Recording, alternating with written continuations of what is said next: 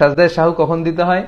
যখন আমরা কোনো ওয়াজিব তরক করে ফেলি অথবা নামাজে অতিরিক্ত কিছু করি, তখন আমাদেরকে সেজদায়ে সাহু দিতে হয়। পদ্ধতি তিনটা। প্রথম পদ্ধতি, বাংলাদেশে আপনারা যেভাবে শিখেছেন, যেভাবে আদায় করেন ঠিক সেভাবে, অর্থাৎ শেষ বৈঠকে আত্তাহিয়াত উপরে ডান দিকে এক সালাম, আসসালামু আলাইকুম ওয়া রাহমাতুল্লাহ, তারপর দুটি সেজদা, আল্লাহু আকবার বলে সেজদা দিয়ে বসে, তারপরে আপনি সেজদা দিয়ে বসে আপনি আবার তাহিয়াত, দুরুদ এবং দোয়া মাসুরা পরে সালাম ফিরিয়ে নামাজ শেষ করবেন। এটা বাংলাদেশে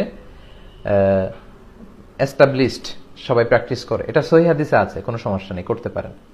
আচ্ছা, আরো কিছু পদ্ধতি আছে। যেমন আরেকটা পদ্ধতি আছে, সেটা হচ্ছে আপনি পুরো নামাজটাই শেষ করে ফেলবেন, এমনকি সালামও ফিরিয়ে ফেলবেন, আসসালামু আলাইকুম রহমতুল্লাহ, আসসালামু আলাইকুম রহমতুল্লাহ, সালাম ফিরিয়ে তারপর আপনি এক্সট্রা দুইটা সেজদা দিবেন। এটাও সেজদায়ে সাহু হয়ে গেল, এটাও সহিহ হাদিসে আছে। ইল্লাল্লাহ জিকির, আচ্ছা ইল্লাল্লাহ জিকির করা যাবে কিনা? তারপর তাহাজ্জুদ বিতরের সালাত, আল বিতর। সেজদায়ে সাহুর ৩ নম্বর পদ্ধতি হচ্ছে পুরো সালাত শেষ করবেন, শেষ বৈঠকে বসে তাহিয়াত পড়বেন, দুরুদ পড়বেন, দুরুদ পড়ার পরে দোয়ায়ে মাসুরাও পড়বেন, কিন্তু সালাম ফিরাবেন না।